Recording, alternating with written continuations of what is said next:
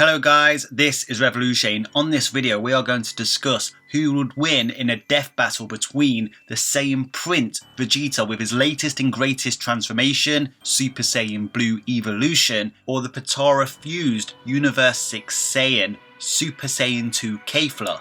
Obviously, one of these contestants is a really popular character amongst Dragon Ball fans and the other divides opinion enormously. But as we go through the details in this discussion, in this debate about who is stronger out of the two, please be as objective as possible. Use logical thinking and reasoning. When Kefla first came on the scene after Kayla and Kefla used Potara fusion, even Vegeta, whilst in Super Saiyan Blue, was astonished by base Kefla's power. Base Kefla then went to mollywop a post-battle of Gods Super Saiyan God Goku. It was sincerely no contest, but as the fight wore on, we learnt that Kefla could use Super Saiyan 2, a powerful transformation, which proved to be even too strong for Goku's Super Saiyan Blue Kaioken. But since that fight, Vegeta has unlocked a new powerful transformation of his own, Super Saiyan Blue Evolution, which he then extended further against God of Destruction Toppo and became even more powerful, breaking further through his shell. But is it enough power to defeat the Potara fused Kefla? We are going to get to the bottom of that in this video, but before we start, of course, as always, there's going to be a question that I want you to answer in the comment section. Would a Super Saiyan 2 Kefla be able to defeat the immortal merged Zamasu? It's not about whether you think she's necessarily stronger, it's about whether you think she has enough power to override Zamasu's immortality. Let me know your thoughts about that in the comment section. I look forward to reading them. And my humble gratitude to everybody who has continued to support the channel, especially since the end of Dragon Ball Super. A lot of people have disappeared since then, but we're still here. And my humblest thank you to every single one of you. If you're not subscribed, make sure you're subscribed. If you love Dragon Ball, I can assure you, you will love this channel. Hit that subscribe button and the bell button next to it to be notified whenever I release new content. And please do keep lending me your energy, keep smashing that like button. As you can see on your screen right now, I now have a picture of my avatar holding up a spirit bomb. That's your energy that you're lending him, and thank you. Now, who should I aim it at? So we're going to start off with Kefla because she's quite easy to scale due to certain feats and statements in Dragon Ball Super, the Tournament of Power itself. Kefla is the merging between Kefla, who was deemed a prodigy by Cabba's mentor, as well as Kale, who is pretty much a freak of nature. Now, I often hear a lot of people saying that Kefla's power makes no sense, however I argue that it does make sense. We already know the Universe 6 Saiyans are vastly more powerful than the Universe 7 Saiyans, obviously not including Goku and Vegeta in that. I'm talking about the general race of Saiyans. They are still on their original planet Zadar, whereas the same race in Universe 7 had migrated to planet Vegeta after a long war, and then were ultimately oppressed by the Frieza Force and then ultimately destroyed by Frieza himself.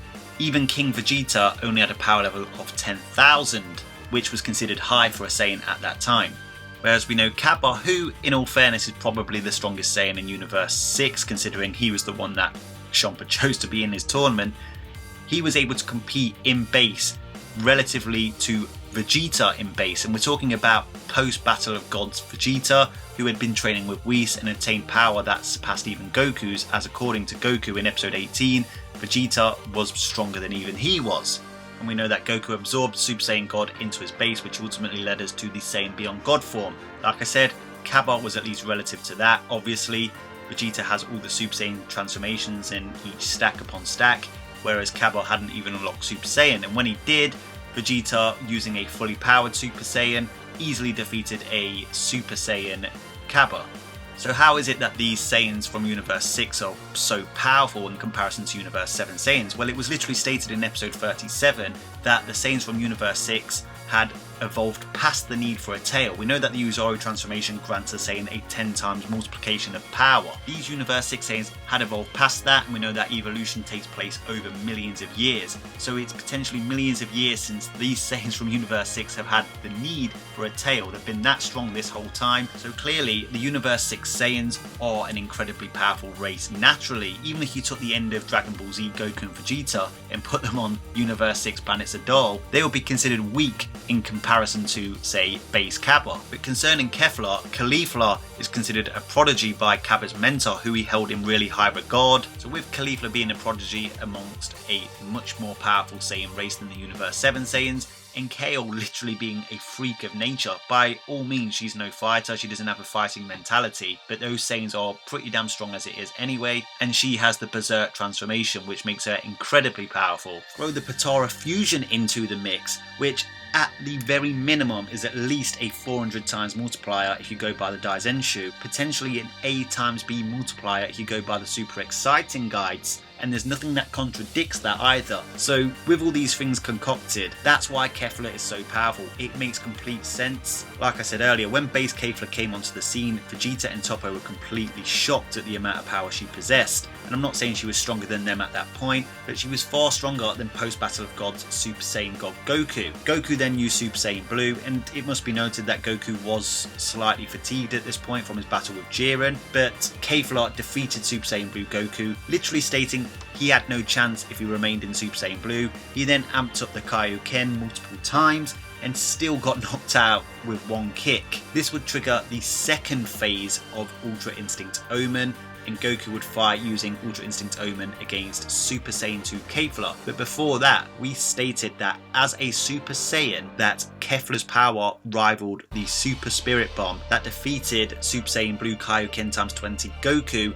in the Dragon Ball Super Specials. There was even a brief moment where Goku was considered dead because the attack had done that much damage to him. Obviously, he was literally unlocking Ultra Instinct Omen Phase 1, but Beerus couldn't sense his power and neither could his son Gohan. Considering the Spirit Bomb did that to Goku in that state in one shot, you have to consider it somewhere around at least 2 times as powerful as Super Saiyan Blue Kaioken times 20. That's potentially a low ball, but we don't know truly how powerful it was. It's irrelevant really, because Kefla is relevant to that Spirit Bomb in Super Saiyan. She then turns Super Saiyan 2, which, going by the super exciting guides, is twice as powerful as Super Saiyan 1. Whilst Kefla in Super Saiyan 2 was incredibly powerful, she couldn't actually land any blows on Ultra Instinct Omen Phase 2 Goku. So if you make the logical jump and say that the Spirit Bomb was at least an equivalent to Super Saiyan Blue Kaioken times 40, Super Saiyan 2 Kefla would be equivalent to a Super Saiyan Blue Kaioken times 80. You could even factor in the fact that it looked like Berserk may have been involved in her Super Saiyan 2 transformation, but as that was never revealed, we can't use that until that information does get revealed. She was literally laughing at Ultra Instinct Omen Phase 2 Goku's attacks, mocking his power. Vados even stated that whilst Kefla's power was impressive, Goku has the speed advantage due to his Ultra Instinct. We know that Ultra Instinct is movement without thought, literally removing the thought process and any delays caused by it. However, as the fight wore on, Kefla started to get really frustrated and a little desperate and went for her last gasp move, which was a nigh omnidirectional attack, literally flinging energy balls out everywhere. And considering that she claimed she could destroy a universe with a regular ki blast, imagine the amount of power she was letting off here. It was stated that if one of those blasts, just one of those blasts, hit Ultra Instinct Omen Phase 2 Goku, that it would have killed him. It's a real testament to Kefla's power. However, she was ultimately defeated by an Ultra Instinct Omen Phase 2 Kamehameha, but it must be noted that she was literally pushed off the stage. She didn't die or anything like that. However, the power of the Kamehameha from Goku was enough to either break her earrings or cause her to defuse. But it was heavily implied during this fight that Kefla had the power advantage. But like I keep saying on my channel, guys, it's not always power that wins you the fight, and Goku's Ultra Instinct abilities won him that fight. Kefla is definitely hot-headed and gets frustrated easily, and you also have to take into account that she's made up of Kefla and Kale combined, and whilst Berserk Kale definitely surpasses Super Saiyan 2 Kefla, Kefla definitely is the one with the fighting spirit and the fighting know-how, and even she was considered just a brawler by Whis. So can Vegeta with Super Saiyan Blue Evolution stack up to a character who is at least equivalent to a Super Saiyan Blue Kaioken times 80? We can go back to episode 123, when Vegeta first unlocked Super Saiyan Blue Evolution. He seems to be fighting side by side equally alongside Super Saiyan Blue Kaioken times 20 Goku at that point against Jiren. However, there is one point where Goku locks Jiren in the full Nelson and Vegeta goes for the final flash. That might be a nod to the fact that Vegeta in Blue Evolution packs a bigger punch even with phase 1 Blue Evolution. Of course, this time rather than let the final flash hit him, Jiren blinked that attack away. It's also worth noting that whilst Goku was fighting in Super Saiyan Blue Kaioken times 20, he was going in and out of the Kaioken technique. That's because the Kaioken has a really big strain on the body, and sure, Goku has got used to the Blue Kaioken transformation now, but it still causes more strain on his body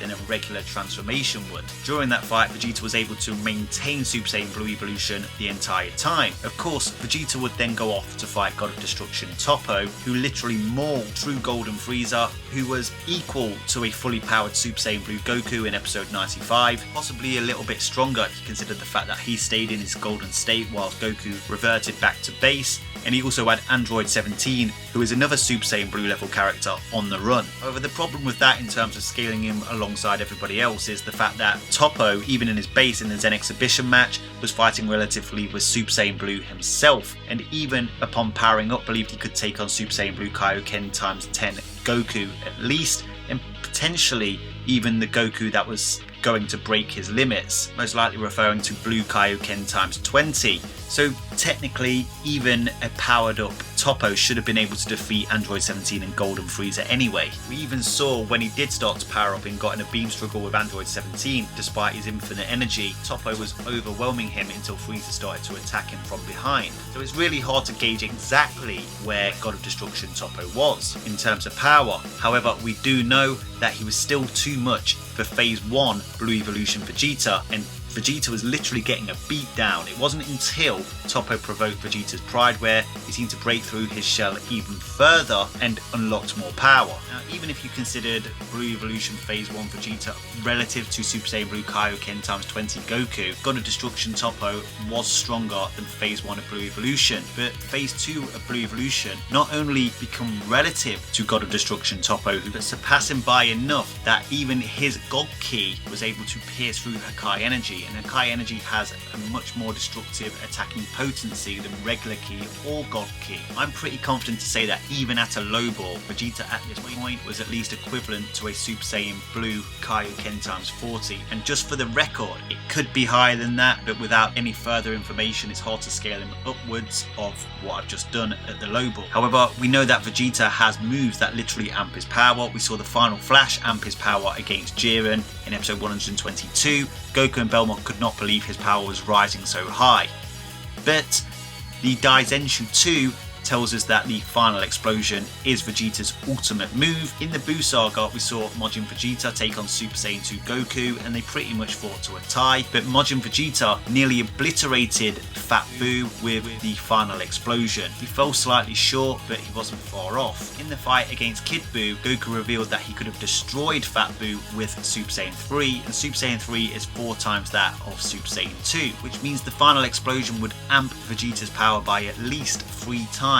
Potentially higher when you consider that Goku's Kamehameha has been known to amp his power by at least 2 times on occasions. So it's potentially anywhere from 3 to 7 times of an amp in power, most likely closer to the 7 times for Vegeta when he uses the final explosion. Vegeta is also an experienced warrior, has a vast array of moves in his arsenal, and even when using the final explosion, despite being heavily drained, is still capable of tapping into Super Saiyan Blue Evolution and managing to pack a punch strong enough for even Jiren to commend that punch. So time to decide a winner. Based on all the information we have, it's quite possible that in terms of raw power, Kefla might have the advantage. We at least know that at a low ball he's equivalent to a Super Saiyan Blue Kaioken times 80, whereas Vegeta most likely is at Super Saiyan Blue Kaioken times 40, meaning that Kefla could be as much as twice as strong as him. Once again, for the record, Vegeta might be stronger than that, but without any further information suggesting that, we can't really assert it in a debate. However, Vegeta has power amping moves such as the final flash, is a far more intelligent fighter and strategist, and he can use these to somewhat negate